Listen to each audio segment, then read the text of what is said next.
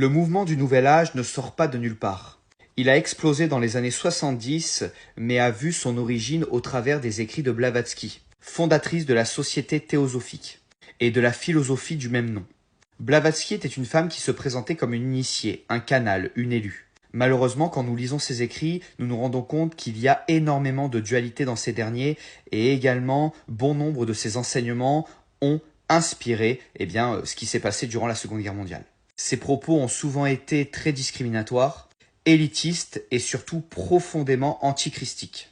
Que ce soit par ses incohérences sur la réelle identité du Christ, sur la nature de la transcendance ou sur ses différentes versions de hiérarchie occulte, toutes différentes les unes des autres.